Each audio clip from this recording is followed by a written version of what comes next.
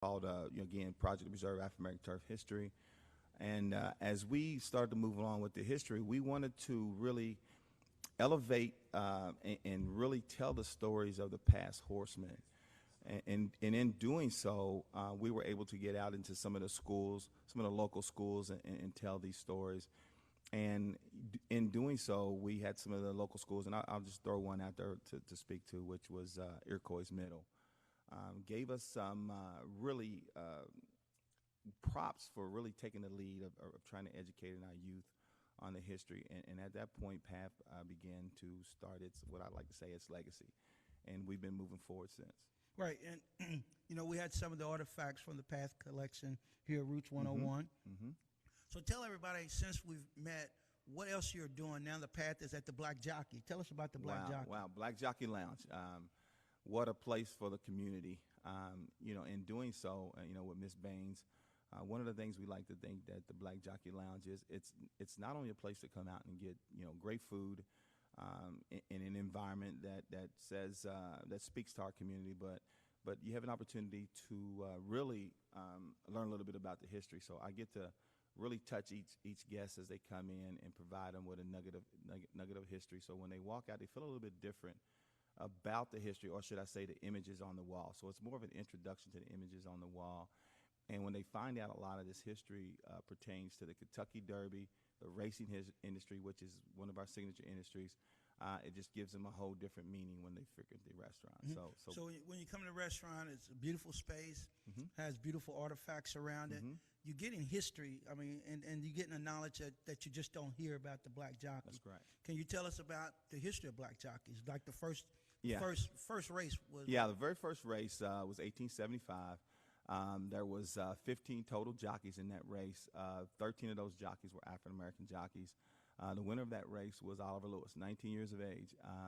Oliver Lewis, right now, his body is, he's buried actually in Lexington, Kentucky, in African-American Cemetery number 2, along with Sue Perkins, and was at one time the late great Isaac Murphy, who is now buried over at the Horse Park. So that's some really good history when you find out your very first Kentucky Derby winner was buried not only about 40 miles from here. Yeah, and another thing, and I think we talked about it before, is that people don't realize that the jockeys were like the first black superstars. That's right. Before the GOAT, we know Muhammad Ali, before Jack Johnson, before Michael Jordan, Tiger Woods. These guys were your Tiger Woods and your Michael Jordan before Tiger Woods and Michael Jordan. So, yeah, and they were global. Right? Global. These guys, understand back. These guys didn't have the internet. They didn't have social media. It was word of mouth, and these guys were able to take what they did and how they did it on a global level. Yes, definitely. And when they lived, a lot of them lived in Europe, places overseas. Europe, correct? I tell you what, there's a remarkable story about Jimmy Wingfield. Jimmy Wingfield, the last black rider to ride in 1901-02.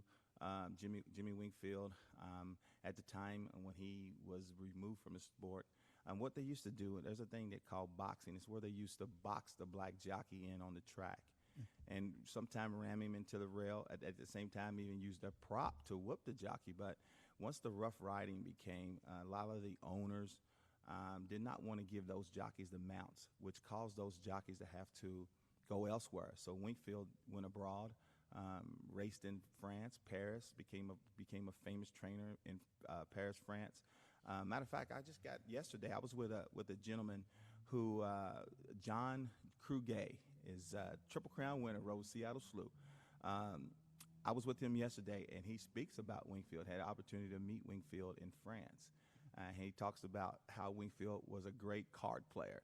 But one thing about Wingfield, he went to overseas, and he became a very famous guy, very famous trainer. He hung out with the likes of Bing Crosby, Josephine Baker. So he was able to elevate himself when he left Kentucky and went over to France and was treated like a free man and a regular man. And I think that's a sad thing about history. We talk about history at Roots 101 is that so many progressive black people during that time had to leave the United States to go abroad to be treated like human beings. Exactly. Right? And it was just Jack Johnson, the boxer. There's so many historically that have done that. James Baldwin. That's right. So many historically have done that. But let's segue from horse racing And this is one thing that I got to say when I got to talk to Churchill Downs, Mm-hmm. the museum people, not so much the corporate people, is that to talk about our history is one thing. To talk about what we've done in the past, my challenge was, what are you going to do for today? Exactly. So asking you, part of path, part of the things that you're trying to do, tell the people what you're doing today from the legacy of the past. What are you doing? Lamont, what the past tells me, and I want to speak to that too, what the past tells me and what this history tells me is, first of all, during the Jim Crow period, we know what that was about. That was to tell people of color that we were a little bit less than, say, our white counterpart. Mm-hmm. But what this history tells me is that not only were we just as good, but in most cases we were better. Mm-hmm. So when I look at Churchill Downs expanding their whole heritage piece, which is good. I'm happy they finally decided to make that move. But what PATH is trying to do is we are trying to re-bridge that gap. Okay, now understand the first 15 runnings of the Kentucky Derby were won by blacks. That means for the first 15 years of the Kentucky Derby, it was us. It was a people of color. And then all of a sudden today we don't exist. When you turn that TV on that first Saturday of May, you don't see us. So, and people ask the question, what happened to the blacks? What happened to us? What happened? Well, I can tell you what happened to us. When the money started rolling in, that's when they had to get rid of us. So what my goal and what PATH's goal is now is we're trying to bridge that gap.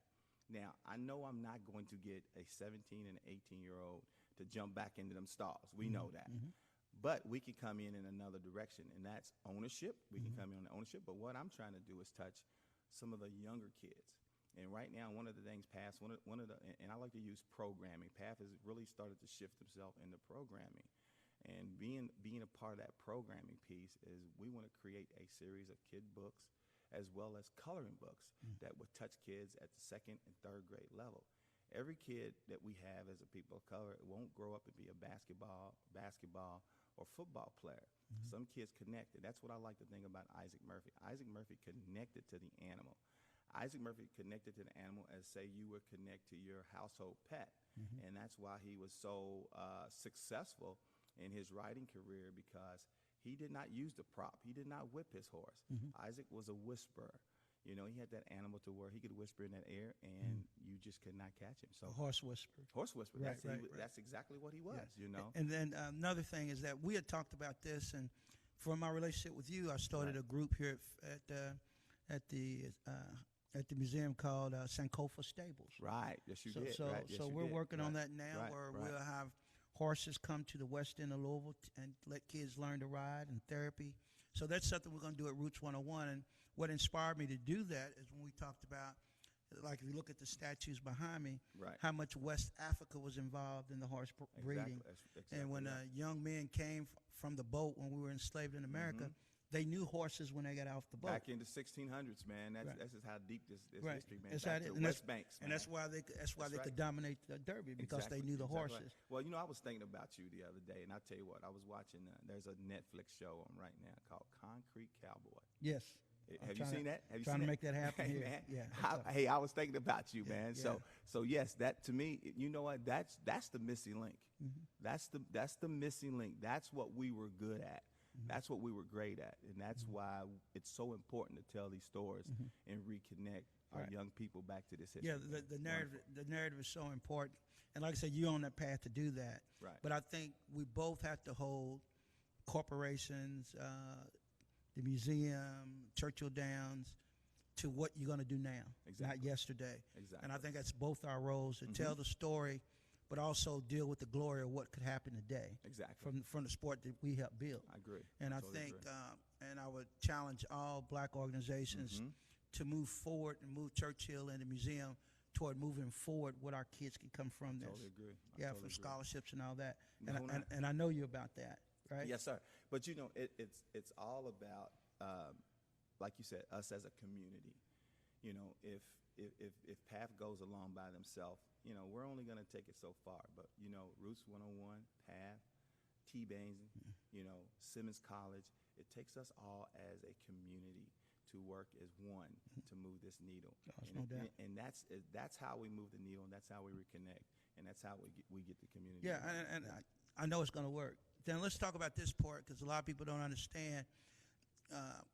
It is economics. It always should be economics in what you do. But you guys just put a major deal. You know, in Kentucky, it's all about horse racing, right? It's all about horse racing. And when you can get in that and count the dollars, that's right. And you guys are in a situation to count the dollars. Tell us about that. Well, I'll tell you right now, we just partnered with the Woodford Reserve, Brown and Foreman. I mean, that's an awesome deal there. We were the organization to receive I think it was called the mint julep black cream or something, mint julep piece. But our organization was the receiver of that. And Woodford's, I apologize for messing that up. But yeah, we were the recipients of that, which is really cool, that our organization was picked. Can you tell us what that includes? What that entails is that they do a gold-plated mint julep cup. They do this giving every year. So what that is about a gold-plated cup. I think they sell the first 100 for $25,000, and the additional goes for $1,000. So we will be the recipient of that, and we're excited because what those dollars do, it goes back to our organization, and it helps fund some of these programs that we do. And I'm highly excited that we were recognized in the work that we've been doing. We were recognized, and this will help continue the work that we're doing. Oh, it's no doubt. Dollars take you a long way. A long way. I'm telling you, that's right. So explain the mint julep. Is there the cup? For the people don't know, is it a tin cup, gray cup? What kind of cup is it? I tell you what, the first 25, the first 100. I said 100. The first 25 of these cups are gold plated. That's right. It's basically, the mint julep is one of the Derby classic drinks, should I say. So that's going to be a gold plated cup, and then the other after the first 25, then the other cups will be a silver plated mint julep cup. So, and those will go for $1,000 a piece. That's awesome. So if I do my math, you got a potential to make $100,000 plus dollars. At least. Yes, sir. And I've never known any limited Derby anything to be left on the table and sold later. That's right. So it's a great opportunity. Well, I hope everybody decides to go out and buy that cup, and just know the work, once you purchase the cup, just know where your funds will go. It's to help, re-bridge the gap. And also, it's what we're doing some work around African American Cemetery number 2. That cemetery, has some restoration needed, and we're going to play a role in making that happen. Right, and Roots 101's always here. Yes, sir. We always yes, sir. do what we do with you. Yes, sir. And let me ask you this question now that we're talking about dollars and economics. That's what we're, along with what you're doing, we know dollars make sense, right? Makes sense. And you're connecting with some brothers outside in Lexington, correct? That's correct. How did that happen? Well, I'll tell you right now, the gentleman's name is Ron Mack. He is over the Legacy Equine Academy. What Ron's organization does is it takes young African-American kids and kind of teaches them equine horsemanship, That's really a wonderful arena to be working in when you're trying to reconnect the people of color. So we were able to partner with Ron. Ron's also got a wonderful relationship with Jefferson County School System.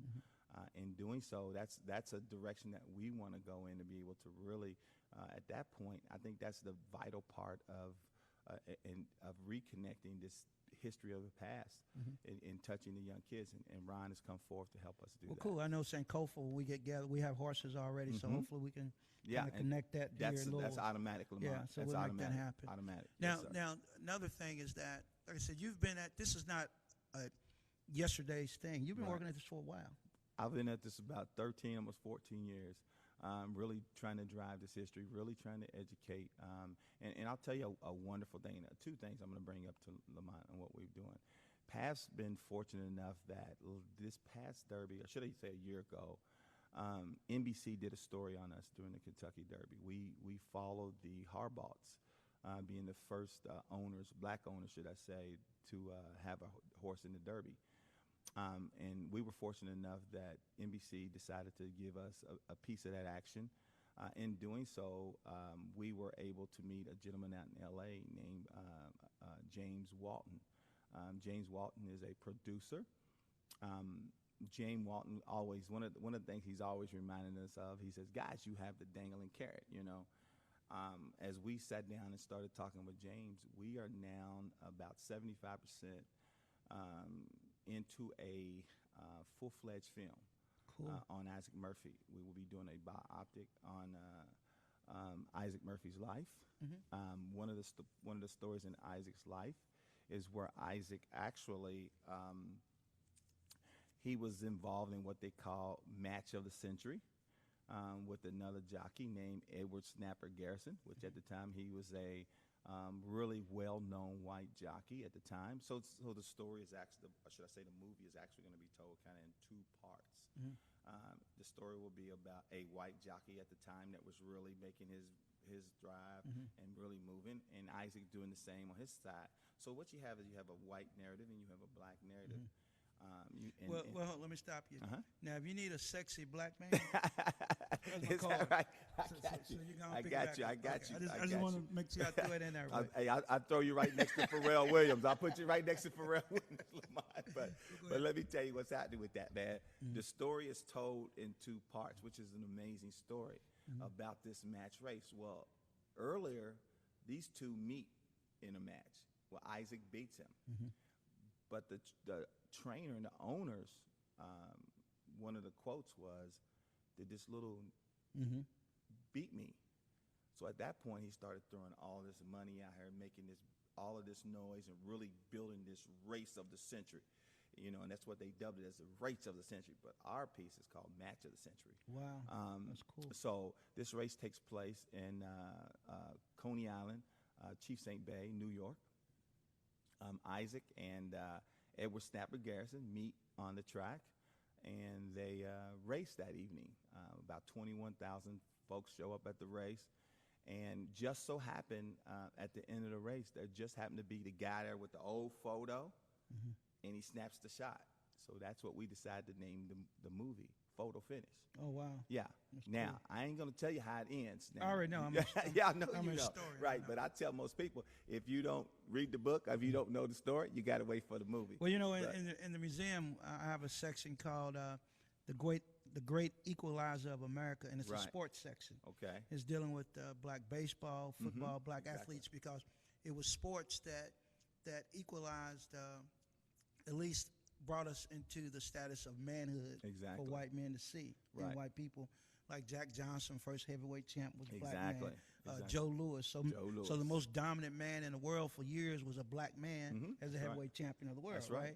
And then we got into baseball when we dominated baseball. That's right. And then the black rules came out, so we dominated golf, and they put the Tiger rule in effect. we dominated basketball, they put the Wilt Chamberlain in effect. That's right. That's baseball, they put Bob Gibson from the pitching mound. Right. So historically, we know.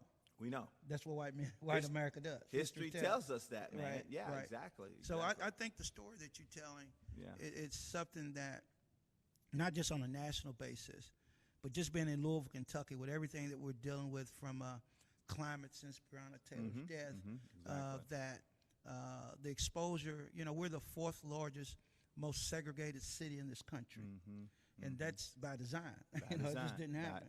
So if it's by design, what are we going to do to rebuild a different Louisville, Kentucky? I agree. Right? I agree.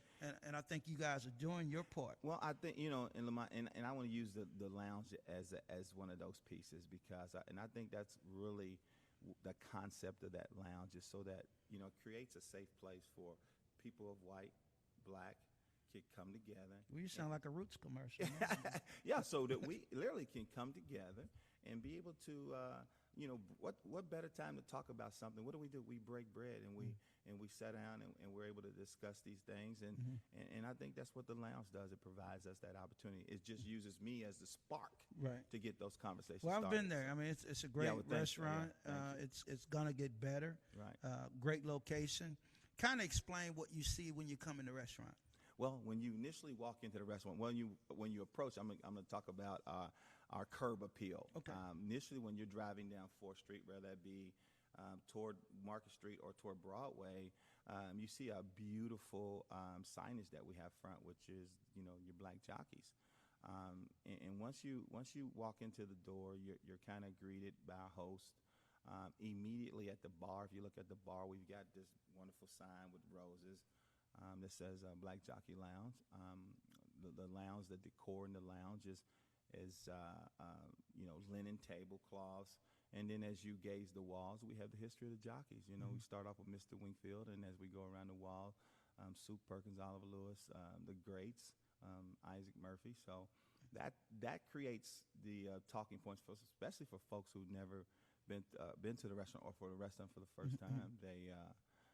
Start asking the questions, and then that's kind of when I step in. See, I tell you what the appeal was to me is that, during that time frame, black people were looked as servants, right?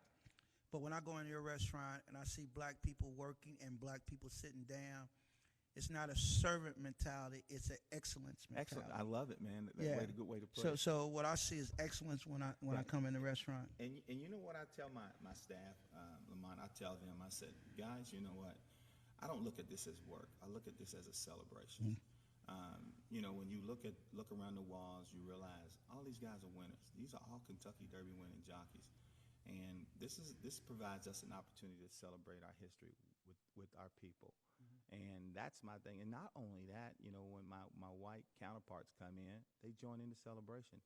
So this is all good, and this is exactly what we think is right for the community. Oh, that's right. Yeah. And I'd say everybody, protest for the black community, protest has always been progress, right?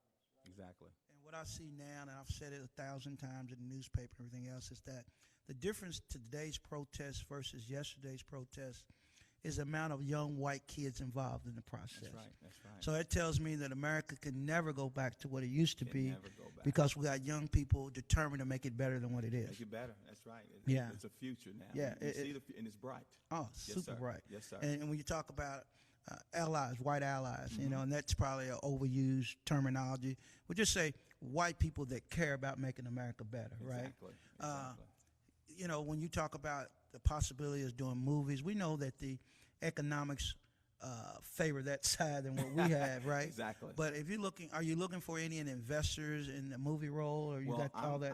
I'm actually, my goal is to get the state of Kentucky to play a role. This is our history, and I think it tells Kentucky in a really good light. And this history really shows where Kentucky has came from and where we can go, and I think it sets the example, and I think Kentucky should be the lead. Okay. Now, when you look at the last top 50 films or equine films, they have done amazing. All of them, yes. And we think that this being the first movie or equine movie about someone of color, we think we have a prime opportunity to create a juggernaut. Is it going to be shot here in Louisville? Well, I'm hoping that's the case. We know Kentucky has some wonderful tax credits and film credits that we can tap into. And you got a bunch of movie producers Yes, right sir. here that Yes, are sir. making movies. Yes, so I'm almost certain parts of that movie will be done here. At least Okay. I'm going to push for that. Definitely. Well, cool. Well, again, whatever we can do to be part of it. Well, I will. good. But I could imagine there's some good investment opportunity Yes, for a lot of people. Yes, sir. Yes, sir. And that door's open. Cool. Open. And if you're interested, reach out to www.path.org. My information's there, and you can get a hold of me. Now one young man, Jamal Brown, Okay. plays football. Well, he just retired from the Falcons. Okay. And I don't know Jamal personally, but I know his family. And Jamal is a good young brother doing some great things. Now, he just brought into some horse syndicate owned by some local black guy. Wonderful. I don't know if it's a local black guy that owns it or what. But whatever horse he bought into, and I couldn't tell you the percentage he bought, it ran second in Lexington a couple of weeks ago. Well, I could tell you too, Lamont. I've been approached about a firm out of Lexington to get involved with the syndicates. Actually, the work that we've been doing has been recognized, and they've asked PATH to spearhead a syndicate. So that is something that's coming. Again, that's a little new to me. Now, my business partner knows a lot. He's from Paris, Kentucky. He knows the game. Right. But that's something that we're looking forward to, and we would love to offer that to our community because, again, that's just another way into the industry. So. Well, that's why I bring it up because, Yes, sir. we normally when we were running weekly, we had up to 4,000 or 5,000 viewers. That's right. So I'm hoping that we get back to that starting the day, and then people can hear what you have. Yes. Because we have people in L.A. that listen, Chicago. Good. So it's just a matter of and that's what we're doing today, and I'm glad you're our first guest. Good. Because I think you set the table for excellence. Well, I mean, thank you, Lamont. That means a lot. that's what the Roots Thank you. 101 is Well, all about. Thank you. But, I always ask this question. I think I've asked you this question before. Our motto here at the museum is becoming a better ancestor. That's right. When I asked you, what does it mean becoming a better ancestor, what would you say? in becoming a better ancestor, what that tells me is just look back on the history and use that to shed light on new things to come, okay? And that's what PATH's about. PATH is about, and I love the acronym PATH because a path, as we know, can lead anywhere. And that's what our organization's about. It's about going places. It's about dealing with organizations. It's about helping in any means necessary based on what the past has tell us. And the past tells us that we are as good, and that sometimes in most cases we're better. Mm-hmm. So that's the legacy that we want to leave. Well, cool. You know, I always say that Roots 101. I always say that we're the descendants of kings and queens that were enslaved in America. Mm-hmm. And when I say better, becoming a better ancestor, and you use the healing space, which I'll say the museum is a healing place where we can come together and just blow the myth of supremacy out the water. Mm-hmm. Mm-hmm. Because if I tell you that we were the bulldozers before bulldozers, the jackhammers for jackhammers, Right. and the engineer for engineering degrees mean that we helped build this place, That's right. That's right. And we know that we helped build build the horse industry. It's hand in hand. It's foundation. Right. That's It's history. So right. when I think of becoming a better ancestor, I use an African proverb that I kind of paraphrase, but the proverb goes, the greatest king plants shade trees knowing he never set up under them. And the shade trees of wealth, shade trees of knowledge, the shade trees of fatherhood, motherhood, but they're trees that kids can just get under and are protected by the shadows, by the shade. And I believe what you're doing is producing trees. Thank you. And I love to see more and more what PATH is going to do. I can't wait till the first young man come in here and say he wants to own a horse. Wow. Because we're too big to ride them now. History, Clydesdales. history's changed that for black men. But That's right. But That's hopefully we can deal with ownership, and I think, and I will hope that we can convince Churchill and business people to invest in that. That's great. And that'd be a long-term shade tree that can be grown from the work of PATH and from the work of what we're doing at Roots 101. Thank you. Well, thank you for coming to Roots 101, the healing process. We're glad to be back. This was episode 123. Legacies matter, and so do you. Let me leave right now with the website, which is our Cash app. Because we're our nonprofit, always looking for dollars. Our Cash app is $Roots 101 AAM. Roots 101 AAM. That's our Cash app. We're looking for sponsors. We'll actively start asking for sponsors to come in and sponsor the show. And we're always going to be here for you. We call it our house.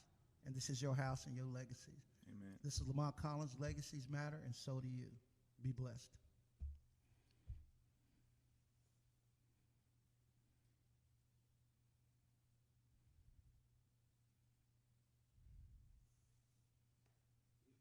We good? Cool. Good job, man. Thank you, Excellent man. job. Excellent.